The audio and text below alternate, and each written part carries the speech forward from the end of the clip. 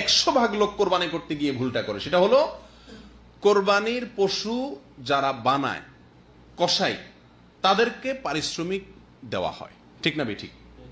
পারিশ্রমিক হিসাবে নগদ টাকা, তাদের সাথে চুক্তি থাকে, হাজারে কত টাকা, এরকম একটা সিস্টেম আছে। এই সিস্টেমে গোটা গরু বলেন, ছাগল বলেন, এটা তারা বানায়।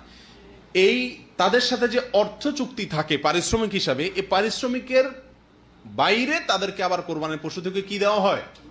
গোশত দেওয়া হয়।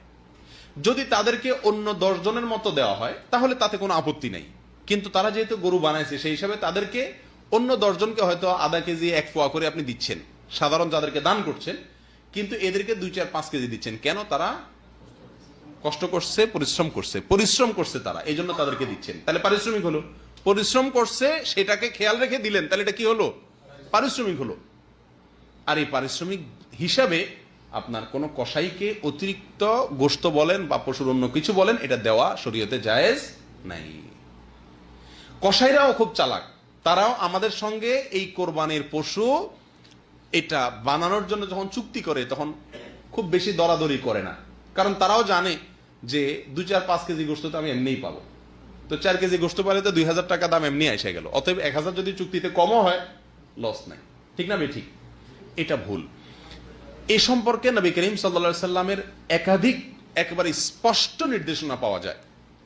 বিশেষ করে সহিহ বুখারীতে নবী সাল্লাল্লাহু আলাইহি সাল্লাম স্পষ্টভাবে তার নির্দেশ পাওয়া যায়। তিনি বলেছেন, লা ইউতা ওয়ালা ইউতা লিজাযারাতিহা শাইআ, কুরবানির পশু এটা কসাই যারা কাটে অথবা এটাকে বানায়, তাদেরকে এই কোরবানির পশু থেকে কোনো কিছু দেওয়া যাবে না।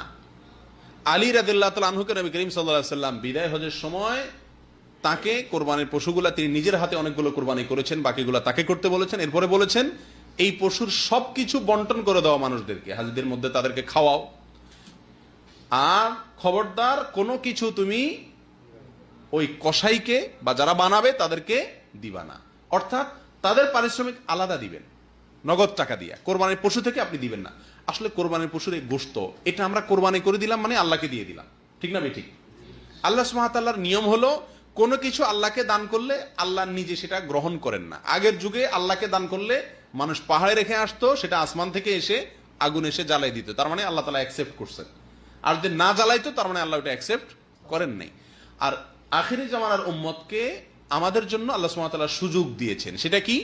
আমরা আল্লাহ সুবহানাহু ওয়া তাআলার জন্য কিছু দান করলে, যাকাত দিলে, ফিতরা দিলে, সব আল্লাহর জন্যই তো দান করি। আল্লাহ সুবহানাহু ওয়া তাআলা ওটাকে ডালিয়ে দেন না। আল্লাহ সুবহানাহু ওয়া তাআলা আমাদের সুবিধার জন্যই, গরিবদের মাঝে বন্টন করার জন্য, নির্দিষ্ট খাতে দেওয়ার জন্য আল্লাহ তাআলা কি করছেন? নির্দেশ করছেন।